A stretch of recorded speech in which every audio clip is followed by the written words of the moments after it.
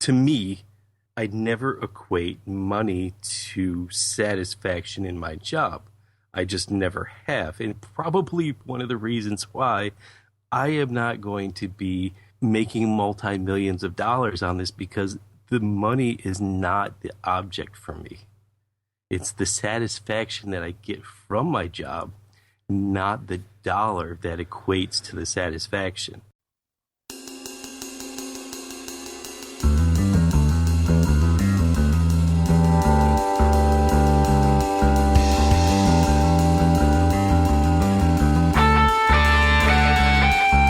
Welcome to the Archispeak podcast, the podcast for architects by architects, where we discuss all things about architecture. I'm Neil Pan. Each episode, Evan Troxel, Cormac Phelan, and me invite you in on the conversation as we talk about everything in the profession, both the good and the bad. Maybe you're considering a career in architecture, you're still in school, or you've been around the block more times than you'd like to admit. Join us in the studio as we gather around the water cooler and talk about this profession we call architecture. It's time for some Archispeak. I died in South Africa, only outlined my body in Tiffany blue. When I died, I drove riding and swam with the dolphins and Lisa Frank. And you. Welcome to episode 80 of the Archispeak podcast. I'm Neil Pan. I'm Evan Troxel. And I'm Cormac Phelan. And this episode of Archispeak is sponsored by ARCAT. Visit them at arcat.com and the Architecture Business Plan Competition. We'll talk more about each of them later in the show. But first up, we have a friend of the show to announce. We have a brand new friend of the show, and that is Jamie Molina, a newly licensed architect working in Santa Monica, California. And Neil, maybe you know Jamie, claims to have met you. Yes. Or a person who looked a lot like you at the AIA convention in Atlanta at the Cal Poly alumni event. And so that's cool. And so, Jamie, thank you very much for donating and becoming a friend of the show. We really do appreciate it. If anybody else would like to become a friend of the show, you can go to archispeakpodcast.com/donate, and any donation over $5, which helps keep this show going and makes all of this stuff possible. We would love to hear from you. And so head on over there, archispeakpodcast.com/donate, and donate to the show. Thank you. All right, Cormac. So this article's been going around, and it's hilarious. And I think this is a fun topic. So let's not make it too serious here, guys. But why don't you introduce it? All right. Well, this came off of a pretty interesting whirlwind of a few weeks of late nights and early mornings and every other inch of an hour that I could, squeeze out of it to dedicate to a project. A deadline. And right. When I kind of pulled my head above water, I started getting back into reading any blog post or anything that, had kind of fallen behind. I know, Evan, I think you probably turned me on to the Medium Corporation's websites, which is kind of a collection of different posts and everything else. And this one kind of struck me as it is timely. It was from an article from Jessica Seaman or Seman. Sorry, I'm going to butcher her name. Yeah. And my apologies. One of those three might be right. Yeah. Anyway, it was entitled Working Hard, which was really interesting because, this article basically was a poetic way to kind of sum up and summarize different attitudes and thoughts towards, this notion of working extremely hard. And there was a couple of different, quotes in here, but there was one, it's, let's see, I used to praise people that worked hard and mimic them until burnout came knocking. I was forced to ask myself why. And it's interesting because, a lot of times if you think about, and we'll get a little bit further into the meat of the, and it was a very short article, but... and we'll have a link to it, the show notes. And we'll have a link to it. But what was interesting is if you think about this, and this is a culture that just has been perpetuated in the, in our profession, since day one we walk into architecture school. It's, work as hard as you possibly can. I was talking to an intern that's working over, I guess, just over the Christmas break. He was working in the office, and he was talking about, I really hope that the profession isn't like the like studio where we're, up all night and everything else. I'm like, well, there's those. I was like, what was interesting is there's those times. In Neil, the chuckle indicates that as a sole practitioner, you're pulling a lot of late nights. No, I don't actually. That's part of my problem. I don't work hard enough. So you see it as a problem. I gave up on that shit a while back. I've done it. I'm done. Well, I don't want to do 80 hours a week. Well, I think that's exactly what the article's getting to, Neil. And it's like, I'm done with this. But back to your point, Cormac, where I actually think that people who go through architecture school kind of do tend to have the laugh that Neil let out, because we are trained for it. We actually do go to school and get trained to work that hard. Whereas a lot of different groups don't get trained to work like that. But what's interesting is that the software industries, she looks like she used to work for Airbnb or does. So the startup, the VC kind of group, the Silicon Valley scene is very much heading down that path of that kind of a lifestyle. And so I think that that's probably why we kind of relate to this article, right? And why we're bringing it up at all is just because this is almost normal. It's definitely kind of normal when you're in school, depending on the type of student you are. And then when you get into the work world, the career world, it can be like that at times. It really depends where you work. I would say that if you work in like Gary's office, it's going to be a lot different than if you work for yourself or if you work in a office like I do. So there is a vastly different landscape of kind of expectations and work hours out there. But I do think that every once in a while, depending on the type of job you have, so it could be like I spend a lot of time on projects early in the phases of design. I spend a lot more time on it than anybody else, right, on my project. But then at the end of the project, it might be somebody else who's really cranking through construction documents. They might have more of a load than I do at that point. So and they probably do. So it really depends on your role in the whole pipeline of what you do. There's other firms where you're just going to work you're going to work 80 hours a week no matter what. More recently, I've been pulling in a lot of hours. I did my timesheet earlier today. Today was for our office. Today we were closed for the holiday, and here I was up at 3 a.m. downstairs in the basement, clicking away, trying to get a submission out.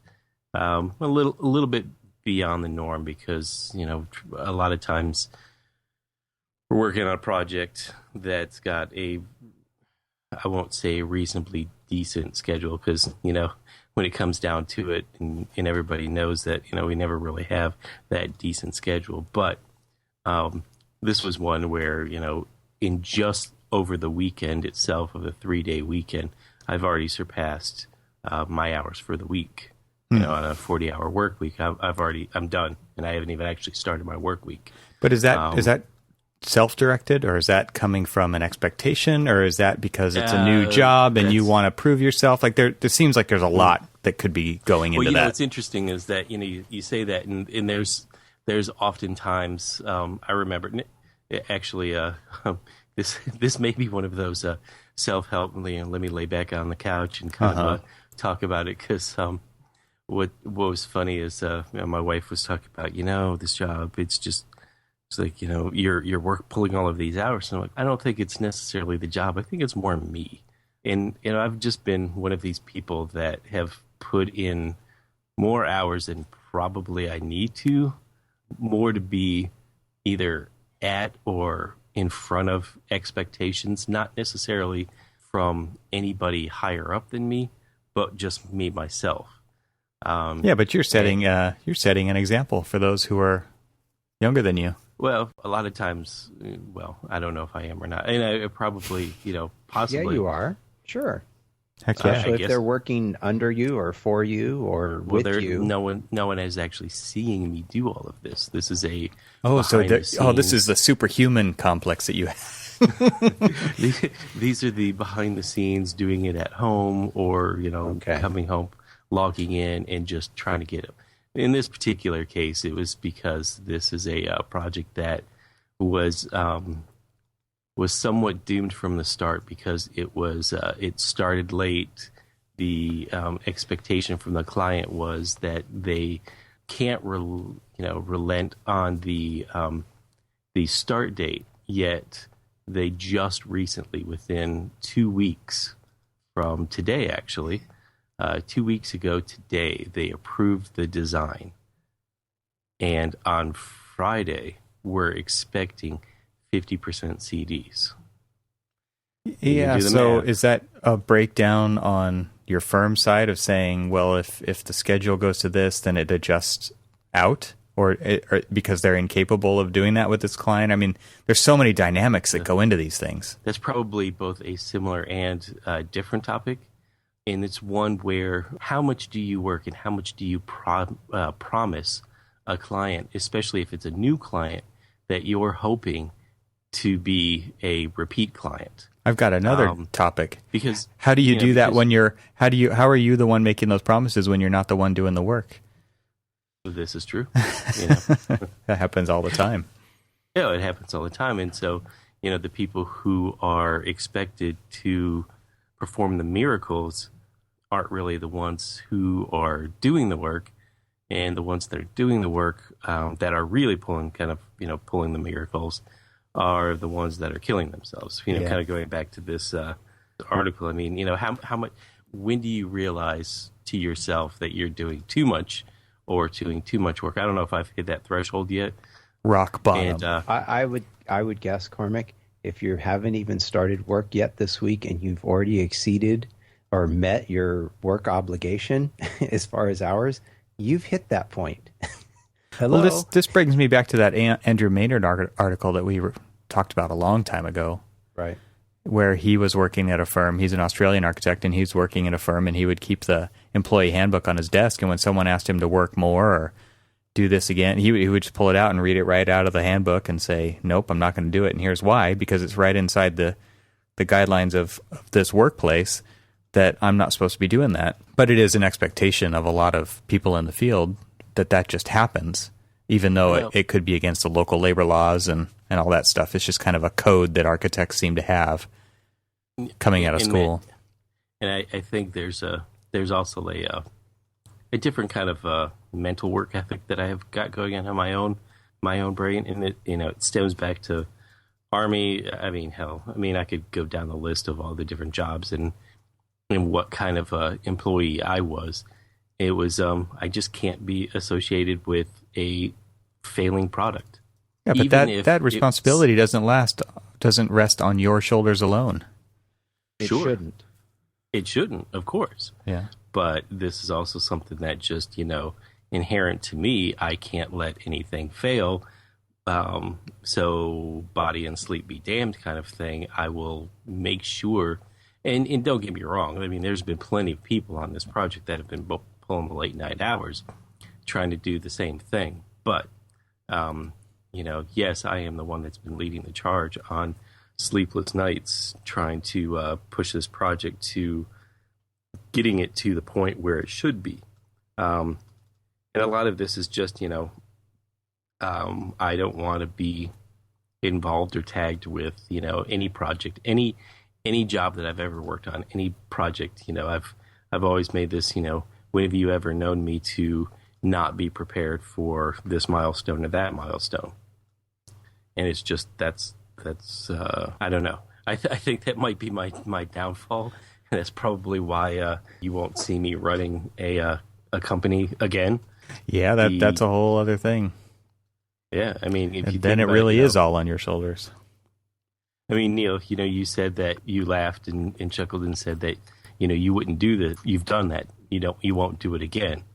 I have a hard time getting up enough enthusiasm to really do it again. Well, and you have to ask yourself, what's the worst thing that could happen? I mean, if you miss a deadline, is it really worth the potential falling asleep at the wheel, or, like you're saying, sleepless nights, bad health, bad sleep, bad right. eating? There's all kinds of stuff that goes along with just staying awake that long. Unless you're punching a time clock, I think regardless of the profession you're in, you're always taking advantage or being taken advantage in one way or another, whether it's by choice or by somebody dictating to you. You're always working more hours. I mean, that's the whole reason why a lot of places put people on salary, because it's cheaper to have them work more than it is to pay overtime. So I think that's one problem. But I think that ultimately we have to make our own choices, and at some point in time, with family and other obligations, you just have to, you have to call it. You have to say stop. Well, no one's going to do it for you. No one's. Yeah, that's true. I mean, there were many times, and this was more when I was in school, and maybe when I was first out of school working.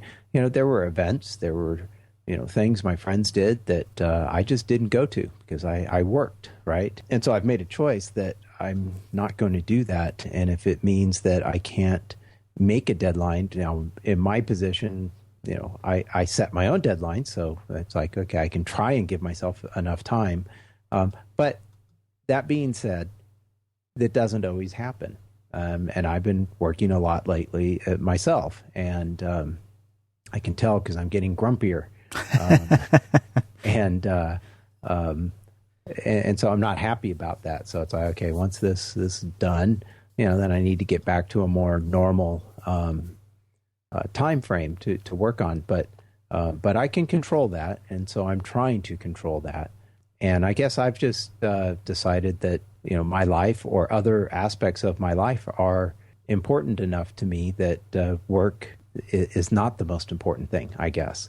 And that may come shocking to some students that might be listening to this, or some younger professionals that are just getting out there and thinking, they're trying to change the world. And God bless you. Some of you will, and thank you for that. But I think that, I've got other things going on in my life, and I realize that, life is precious. And as we've seen recently at the early part of 2016, a number of musicians have passed away at some fairly young ages, 67, 69, and not that I'm that close to it, but I'm closer to those ages than I am to 20. So, yeah. So it sometimes gives you a little pause, and it's a reality check. Yeah. Yeah. A little bit of a reality check. And I really appreciate what Jessica says in her article, that she needs to make time for her friends and family and her loves and, things that she wants to do. And, that, I guess it's just ultimately it's a personal choice. And, if you're in a position where you're working too hard and you want to change that, then change it. But I mean, that's not to say that we don't have to do it from time to time. And even if it makes us grumpy, it's a short time frame and then it's done and over. It's when you are doing it over and over and week after week after week, you get burned out. Yeah. So let's talk about that word. Useful. I mean, that's an interesting word, because she uses it, in her article, and you hear it all the time, people feeling burned out. But that really is kind of a light word to put on what that really means, don't you think? I mean, what really is burnout? Exhaustion. Well, what's funny is that Neil was rattling off the reason why he decided not to basically overwork himself was because, he wanted to spend time with his family and do a lot of these other things that he was sacrificing because of working hard. What's interesting is that the reason why I'm kind of working behind the scenes where it's kind of never really seen and never really perceived is because I'm also willing to not sacrifice all of those other things, like missing basketball practices or performances or whatever, because I'm so unwilling to miss all of that stuff. I'm willing to say, I'm willing to sacrifice myself and my body for the greater good of everything else. Make sure everybody else is happy, kind of thing, to then kind of, and so I just kind of And I don't, it's weird is I don't ever really feel burned out, or I don't feel like, oh, I can't believe that I worked. I mean, just for this particular topic, will anybody ever really realize, that I'm sitting here working some insane, crazy hours? Because I don't really care. I don't bitch and moan about the fact that I have to put in 60 hours a week. So what? It's a job. I do it. I love it. And I'm going to do whatever it takes to make it succeed. But I'm also not going to have my kids sitting there. God, I really wish that my dad was here. But he's not here because he chose work over me. Yeah. Because that's never going to happen. So the payoff or the trade-off is that I will, I'll get up, I'll get up a few hours. And there's so many people who are probably listening to this. It's like, yeah, I get up at 5 a.m. and I, do a little, a couple extra hours here, a couple extra hours there. Or wait till the kids go to bed and I'll do a couple of little hours, But they do it because they love what they're doing. Yeah, but to me, this is you're still making unhealthy choices. I mean, even if you are doing it so that you can do these other things, I mean, really, there's still something deeper than just having to work the hours. I mean, is it because the project wasn't allotted enough time? And what I mean by that is Cormac, you're going to go send yourself to an early grave by operating like this, by not getting enough sleep, by not eating right, by not doing all these things. Those are all unhealthy choices. I mean, you might think I'm crazy for going down a canyon, rappelling off a 300-foot cliff, but I also think that living the lifestyle that you're living in that way is just as dangerous. It's just dangerous in a different way. So do you know what I mean by that? Oh no, I totally understand. I mean, yeah, I get where you're coming from, and trust me, I've heard it from my wife. It's just like, you need to slow down and just not work so much. I think we need some more friend of the show donations for Cormac's psychotherapy sessions. There's nothing psychotherapy about it. It doesn't bug me. That's the thing, is that I don't understand how people can bitch and moan about I'm sacrificing this or that when I'm not sacrificing anything other than a few extra hours of sleep. But the thing is, I've never really slept that much in my entire life. So if I'm awake, why not work? You need to find a hobby. But is it the architecture is a hobby? Is it just the job though that doesn't have enough time in the day to get it done by the deadline? Well, actually, that's more, and I don't know. I guess job has enough it time, though, Evan. No, I know you could always spend more time, but and actually, I think that's probably the bigger question is probably twofold. Is the project being both time allotted and staffed? Let's roll that into one question, and why are we predisposed to sacrifice all of these hours?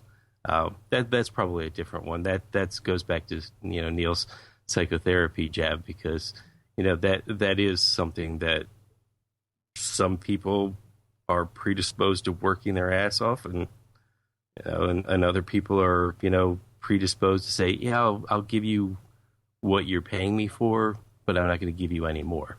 And then there's the weird one that's kind of in the middle, and it's probably me, that I'll give you whatever it takes to get the job done.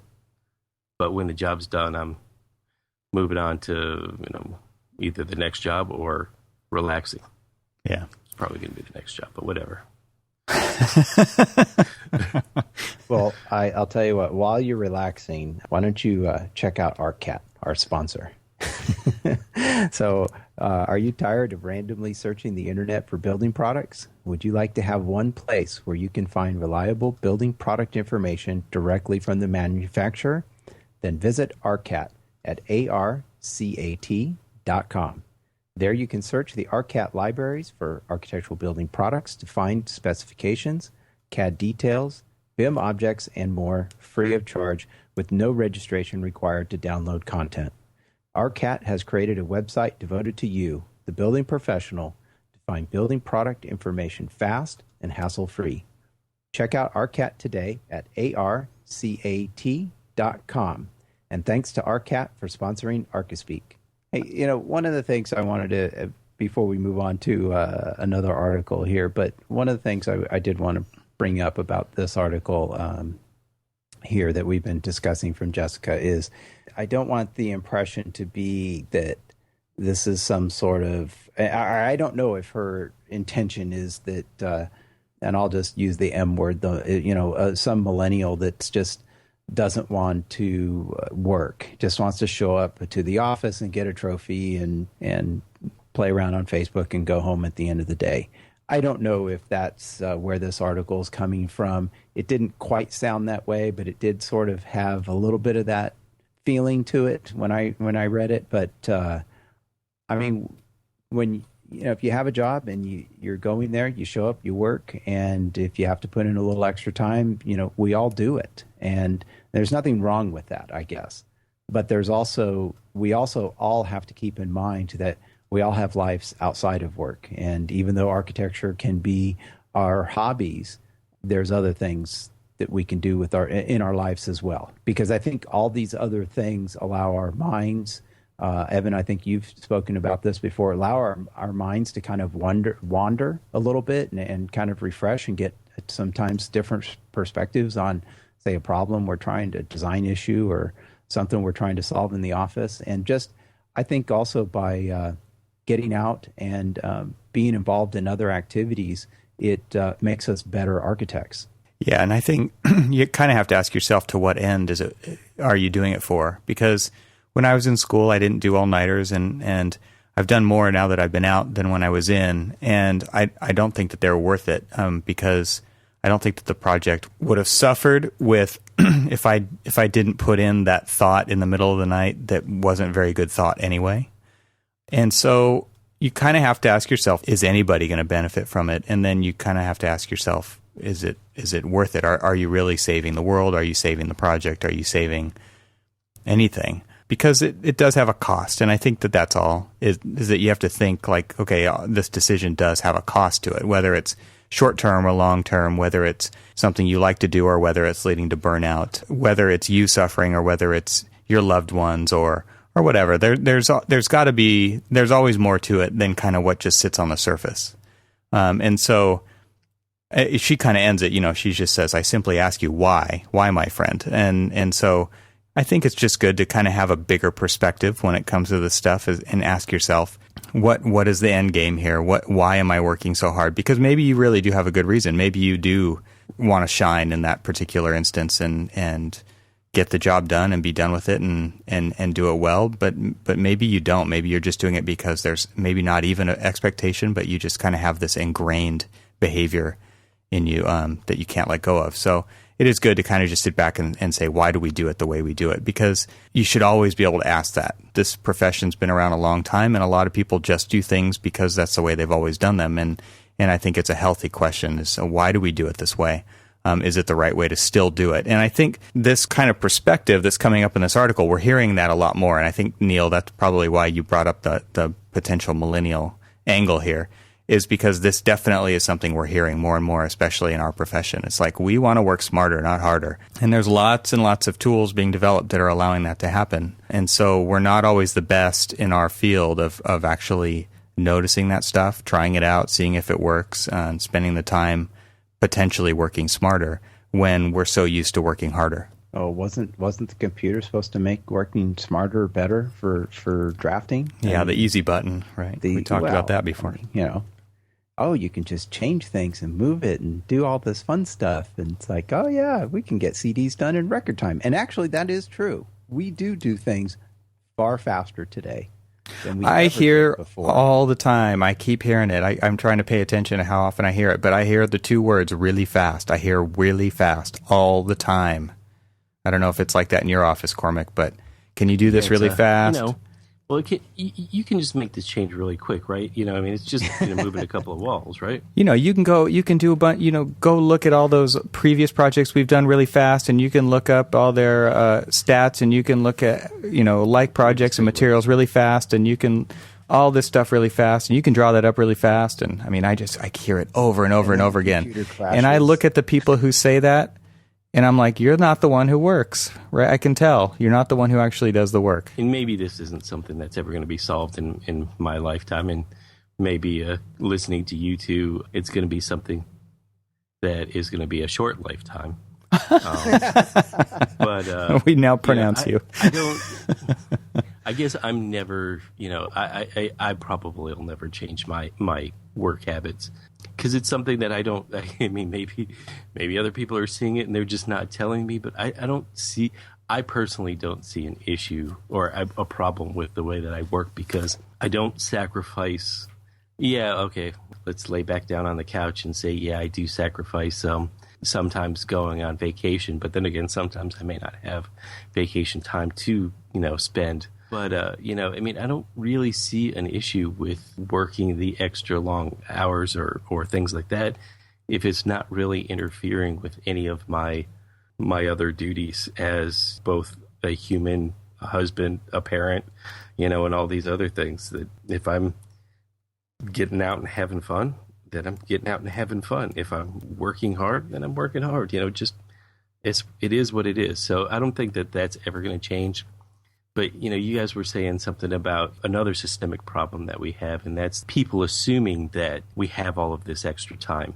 And that's just as probably as damaging to our health and our habits as our own personal habits. And that's, giving this false expectation that we will be able to turn around a set of, 50% construction documents, really in essence 2 weeks from the time they finally actually, approve a design. And it's setting up expectations to ultimately fail without really thinking that you're setting yourself up for failure. If you're not actually looking at the overall grand scope of things, you are setting yourself up for failure. But what I was going to say is, what is and I think this is one of these problems that seems to be the fear of why we overwork ourselves. It's, well, what are they going to think if we do not, if we don't meet that deadline or hit this milestone, or, we did we made the mistake of promising There's another them client out there. Well, is there? Yeah, there is. So what if, Neil, There will be. Let me throw the hypothetical out there of, what if, Neil, you keep missing a deadline for a client that you keep establishing, and then that client goes out and tells, hey, I don't want to work with Neil anymore because, Neil kept missing, making promises that he didn't keep. And that seems to be the fear that everybody has. I'm not saying it's the reality. I'm just saying it's very much a reality. Absolutely. You can't please all of the people all of the time. Your client is not always going to be happy with you, or you do the best you can, I guess. And sometimes you just have to admit, yeah, I screwed that up. Apologize, move on. You can't dwell on it because otherwise it'll make you miserable. It's complicated, right? This whole process is so complicated. And if you have somebody who is out making rain, they do have this feeling of like they are the ones responsible for the project, when in reality it is the firm, right? And so there is a difference between, and maybe those are one and the same in a case like Neil's, but in a case like mine, they're not.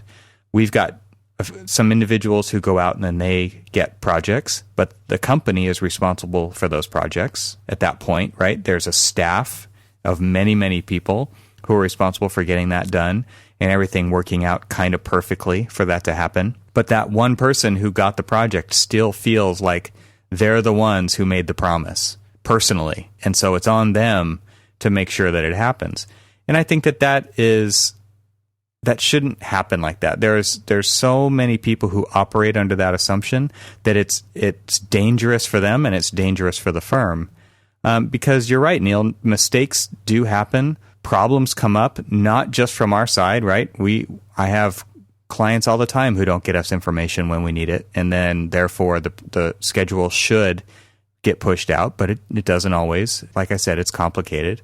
And so therefore you really do, I think, have to say, we are all in this together. And we even have to get the clients to be in this together with us. And if we don't do a good job doing that, then that's where these problems come from, right? If we're not out there saying, you've got to get us this information so that we can turn this back around to you. Our consultants, you've got to get this to us at this time. There's so many wheels in motion that this is where communication comes in, right? And I know we've talked about this on previous podcasts. It's all about that communication. And because and tell me if you agree with this or not, Cormac, but I think that when times get tough, when timelines get tight, is when that communication breaks down and we don't communicate, and then things seem like they're even higher pressure and more easy to break at that point. And then people really start to freak out, and they don't want to let people know that it's about to break. And then when they do, if it does or doesn't break, I mean, it could be like a really exciting finish line, or it could be like all hell broke loose and we're picking up the pieces off the floor. I mean, it seems to get very dramatic at that point. One thing that's actually been great is every one of us have been through this particular process that I've been going through over the past week of, it's all hands on deck. Everybody's rushing towards trying to get this one project done. And it almost feels like a kindergarten soccer game where everybody's running after the ball and, it's just this organized chaos, and it doesn't really do the project any good that everybody's just kind of like, scattered out and running around on their own. And for once in my career, it's actually been just the opposite, where everybody sees the ball out there, and instead of everybody running after it, they're like, all right, let's organize and let's make a plan of how we're going to get there. And it's been actually quite refreshing, that frustrating a little bit at times, but still very, refreshing to see that everybody stayed clear-headed and ran after the ball in an organized fashion rather than in just this mass chaos that I've grown accustomed to. It's like the difference between 6-year-olds playing soccer and 26-year-olds playing soccer. Yeah, right? Exactly. 26-year-olds run a little bit and they pass the ball precisely to their teammates, and 6-year-olds just go in a clump and follow the ball around the field. Everybody's in the same place at the same time. And I made it several times over the past week. It was just like, you know what? This isn't that kindergarten soccer game. Yeah, I mean that's probably feels a lot different to you now than it did at the last place you were. Yeah, because the last place was for yes. Yeah, I mean let's just say it was different. Yeah, we'll say it that way. Better. So Cormac, would you be happier if you made twice the amount of money for the same amount of work? It's not. As sick as this sounds, it is not about the money. I know. I'm just referring to our other article. I mean, because as sad as it sounds, everybody's just like, like somebody, I was getting my haircut today, and somebody's like, what do you do? And I, was talking to him about, oh, you must make lots of money. I'm like, jeez, it's not this again. Less than you do cutting my hair. Thank you very much. No, he don't make a lot of money, but it's weird that people ask about the money thing, thinking that is the reason why we do the things we do. Well, that's because so many people do that. That is exactly the reason they do what they do. But right. I have look at Mike Brady. He had 6 kids, a big house, worked from home sometimes. Of course we made lots of money. That's the perception. There is a perception. Hey, before we get into the next article, let's talk about potentially making $10,000. Go right ahead. All right. Let's talk about the Architecture Business Plan competition. Free registration for the 2016 Architecture Business Plan competition is open through January 29th, which is not much longer. Begin your planning process now and enter for a chance to win the grand prize of $10,000. 5 finalists will be flown to Philadelphia to present their full plans to 4 industry-leading jurors, and this is right before the big AIA convention, which is May 19th through the 21st.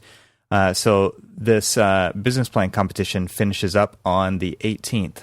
Travel and lodging are provided. So you get a flight and lodging, and you could possibly win $10,000. It's a one-of-a-kind competition. It's open to all licensed architects in the United States and Canada who are planning to start a new firm within 1 year or currently own a firm less than 10 years old. Visit archbusinessplan.com. That's ARCH businessplan.com to learn more. And thank you to the Architecture Business Plan Competition for helping sponsor this episode of Archispeak. So, Evan, So apparently my architectural business plan is work till I die. I don't think sounds you like a could win solid with that. plan. I I don't. don't think I would have worked the competition. That's not a winning idea. Yeah. No, I don't think it is.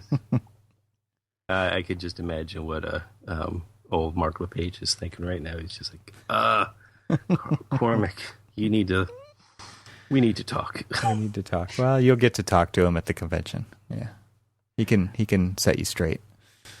So Evan, set up this other article you sent us that. It wasn't me. It was Oh, it Cormac. wasn't you? This is Cormac. Oh, it's Cormac. Yeah, I think Cormac probably can set it up better than I can because I read it once, but it's not fresh in my mind here. Well, this was, again, kind of started off with the one about working hard because the job isn't worth it. And as Neil kind of alluded to, no matter how much we get paid, well, again, catching up on my reading, I was reading a couple of articles from Life magazine, and one happened to be the 5 high-paying jobs that will make you miserable. And, it started running through the list of all these different jobs that were like, if I made the money like a doctor or a lawyer or something, that would just be a fantastic job to have because, I'd make all this money. And sure, they make a decent living, but Decent? it's kind of that. Excuse me? I think architects can make a decent living. This is pretty fat. This is beyond decent. Well, no. See, Yes. Neil, this is where I was. This is where I was going with. Before we did our last sponsor break, and it was Yeah, that was a perfect segue. and it was because we're talking about, to me, I'd never equate money to satisfaction in my job. I just never have. And probably one of the reasons why I am not going to be making multi-millions of dollars on this, because the money is not the object for me. It's the satisfaction that I get from my job, not the dollar that equates to the satisfaction. I'd be a whole lot more satisfied making $150,000 at my job. That's all I'm saying. And I agree. I Right? think that there is definitely things that money does that nothing else can do for you. And I don't mean to make that sound like it's the answer to all of your problems.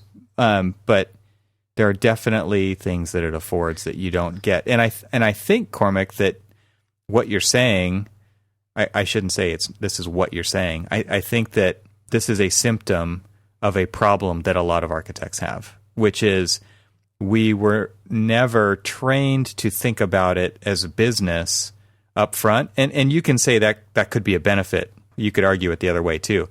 But I want to just say this is that I think a lot of people think like what you're saying because we never had that training.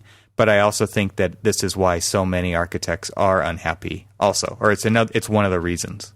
All right, but wait a minute. So are we trying to say that dentists and lawyers and junior investment bankers and sales managers, excuse me here, I'm going through the list of the jobs that they say people are so miserable at, did they go to school to learn that to just make money too? Or, no, they went to school to become dentists and lawyers as well. They just happened to make 4 and 5 times what the rest of us make. Okay. Or working the same amount of effort, I guess is what I'm trying to get at. So my point is, it's like, who, F and who? It's like, gee, I'm so sorry you make an average of $160,000 a year as a dentist, and you're just, you're depressed about your job. It's like, well, I make $40,000 a year, and I'm really, depressed about my job. I'd be a lot less depressed at $160,000. That's my point. Neil, do you think that they were sitting in front of their career counselor in high school saying, okay, so, I really want to make a lot of money. I'm like, okay, well, how does rooting around in somebody else's, decaying mouth sound? I mean, So do you like halitosis? Exactly. I'm saying they're well compensated for that. For the we for get the, to create for the 120 seconds that my dentist comes in and checks what the dental hygienist, who's probably making probably a quarter of what my dentist makes, who spends 20 minutes, monkeying around with my halitosis, right? And then the dentist comes in and spends 120 seconds and takes home the bulk of the money. Good for them. I mean, that's good, but I don't know. But the statistics say something else too. I mean, this is kind of the point of the article is that, and I don't know, they're pointing out high paid people who seem to have a high rate of suicide. But I think that this is probably not too far. Well, I don't want to say it's not too far off because I don't know the numbers, but I would say that, this isn't limited to just the jobs they're talking about here either. I mean, sure. I would assume that, and I'm not going to say there's suicide in a bunch of architectural jobs, but talking about job dissatisfaction, like getting to the point of rock bottom, where you don't see any way out. I'm very shocked to read these numbers. And so and I've heard this before. I've heard that dentists is the highest rate of suicide out of anybody. I think that, things like that and maybe it even equates into architecture that rather than a higher level of suicide, that it would be more of, homicide. Because there's a lot of people out there that I'd like to strangle. Clients or contractors, what? Yeah, exactly. What? I didn't say that out loud. Yeah. No, I didn't. No, but again, maybe I'm just not the right person to have the conversation with, but I don't see job satisfaction equating to cash. I'm not trying to make a direct correlation between that either. It's just that I don't have a lot of sympathy for these other professions that, granted, work very hard. I'm not trying to say they don't, but I'm kind of guessing that we probably all work as hard and we are nowhere nearly compensated at similar levels. And so that's why I don't have a lot of sympathy for the guy or the person making $160,000 who's depressed because of his job. And I'm not saying that if I made that much money being an architect or a dentist or a lawyer, that I wouldn't have my own issues as well. And I'm certainly not trying to make light of serious issues like depression and suicide. I mean, I'm not trying to make fun of that at all. It just seems a little crazy to me that I'm not necessarily trying to equate job satisfaction to money.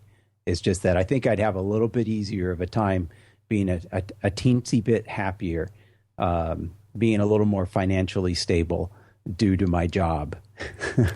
Yeah, I tend to think that reading this article, it's pointing out a larger problem that happens to corporate America, and I'm sure it happens all over the world, in fact, which is, the more money you make, the more money you spend. And so, because honestly, the answer for these people, if they're so unhappy, is do something else, right? But so many people get into very deep debt and they've got to have all the stuff, and all of the stuff comes along with payments for all the stuff and all the debt, and then you feel stuck, right? And so really these people are stuck. Oh, I think it's a little different than I think that is true, but I also think that for those professionals, dentists, lawyers, I don't know about sales managers, but investment bankers maybe as well, that they list on here, that these people have a lot of time and a lot of effort involved in their profession. Let's take dentist and lawyer, right? If you've been doing it for 10 or 15 or 20 years, you may be at a point where, what else are you going to do? Oh, you totally can go do something else. That's a total BS. Whatever you want. It doesn't matter. You can be 50, you can be 55. You can still go do something else completely different. You can get a free education. Go to iTunes University and learn whatever the hell you want. Go to Coursera. Doesn't matter. You can learn anything nowadays. You can become a woodworker in your own garage. It doesn't matter. What's weird to me is there are two very different tracks that they're talking about here. There are the doctors and the dentists, and then there are the investment bankers and the sales managers, and those are totally cutthroat industries. And I think what's weird about those is, if you have some talent and then you're all of a sudden required to work 120-hour work weeks, like it says, for a base pay of $75,000 that you're not going to get to spend because you have no life. But then, you make it through that terrible process, and then you're making tons of money, and you're basically a slave to that system because there's hundreds, if not thousands, of people ready to take your spot. As soon as you're out, if you can't handle it, there's somebody right there to take it, right? So there's this endless supply of people. That doesn't seem to be the case in architecture. I can't hire somebody in my firm to do the job of a project designer because no one's available right now in this industry. It seems to me like I guess there's a difference in the types of work that we're talking about now. Because, you can make tons and tons of money if you're really good and you want to be a slave to that system, but you can be replaced in a second. And I guess you could be replaced pretty quick in architecture too. It just doesn't seem to be as cutthroat. Well, no. I mean, if you go down and you look at the list of the grievances, you've got high student loans, you've got little to no respect from people outside of your profession. And, you can go to PsyArc and spend $300,000. I was going to say, in little to no respect from people within your profession. Well, nobody will hire you because you don't have any practical knowledge. Yeah. Yeah, but if you go through and you look at a lot, the list of kind of interesting grievances that they have on what they feel is the reason and rationale behind why it's a unrewarding, unfulfilling, unhappy job. Architecture has every bit of that, if not more, in cases, because here we are kind of held responsible for the success or failure of the projects that the institution could be. Right. Whereas a doctor has to perform all of his stuff within the confines of this hospital, and he spends all this time in the hospital. Well, guess what? We got to make the roof of the hospital stand up so that he could do his job. So we've got similar grievances, and maybe it's just something oddly hardwired within me that I found a job that I kind of enjoy and like. It goes back to the last earlier topic that I don't find an issue with working long hours, and even if I gripe or moan or groan, it's just one of these things that doesn't indicate my dissatisfaction or displeasure with the profession. It's a point of contention in the moment only. Maybe it's the trying to figure out how to get past the moment to find greater satisfaction in the profession that you chose. Because I always look at it this way, and we always say this to our kids: is like, look, whatever job you do it with a smile, do it with a little bit of enjoyment, because you're the one who chose that job. You go through and you get the one person who's really grumpy on the drive-through, and they're just like, yeah, can I take your order? And you're like, oh, what, how miserable is their life? Yep. They're the ones who chose to do that job. I did that job for a while, when I was in high school, and I worked the fast food, flipping burgers and stuff, and I smiled because, you know what? I was the one who asked for the job. You didn't like the job, get up and move. Yep. Because there is, as you said, there is somebody waiting to take your spot. So if don't just take up space. Yeah, just don't. Exactly. Because then ultimately you're going to be miserable. Then you're going to be the one who makes the team miserable. Then you're the one who's going to be the one who gets in the way of the success or failure of a project and things like that, because you're just miserable. So just understand you're the one who took the job. Enjoy it. Well, Cormac, you will be happy to know that on Forbes' 10 most happiest and unhappiest job listings, architecture is not any one of them. I noticed. And in fact, you know what? The reason that I clicked on it is, we always talk about the clickbait, but the reason that I clicked on it was because I was curiously interested in knowing whether or not architecture is on there. Because, again, it's this 20 plus years into the profession. I'm still pretty naive about the profession enough to actually keep enjoying it every day. Well, it's so deep. There's so many facets to it. I think you could pick a new thing to look at every day, and you would never run out of topics. Kind of like this podcast. Kind of Exactly. You beat me to it. I think you beat us all to it. How do you still have things to talk about? Yeah, that's easy. Because there's a lot of different things going on in the profession every single day. And the whole point, as we've been kind of having to assess why we do the podcast with the questions that we've been getting more recently with, I think you guys know what I'm talking about, but it's, why do we do the podcast? It's because there's a lot of things that people don't know about architecture that we want to share our experience in. But, there's a lot of things that, just kind of, it's fun to talk about. There's always something changing. Yep, for sure. Well, and I think with that, we can ask people to keep coming back and listening to more. So if you have questions or comments, visit our website at archispeakpodcast.com. There you'll find links to our individual Twitter accounts and the Archispeak Podcast Facebook page, where we've been getting a little more action over there, posting some questions and getting some comments. So that's a lot of fun. So we appreciate everybody joining in on that part of the conversation. We've had a couple of calls. Keep them coming. Call the Archispeak Podcast line at 415-484-8496. And if you haven't already done so, please leave us a review on iTunes. That helps promote the show.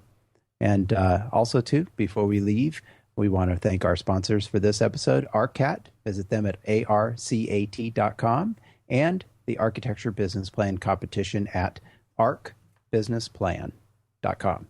So thanks to both of them for sponsoring this episode of Archispeak. And stay subscribed, and thanks for listening, everyone. Go win $10,000. That's right. All right. Talk to you guys later. Till next time. Isn't that like how they would sign off the Batman show or something back in the day? Till next time. Same bat time, same bat channel. Same bat channel, same bat time. Something like that. Cormac, you should know that. Don't you have the Batman 66 DVD box set? Didn't I just say what it was?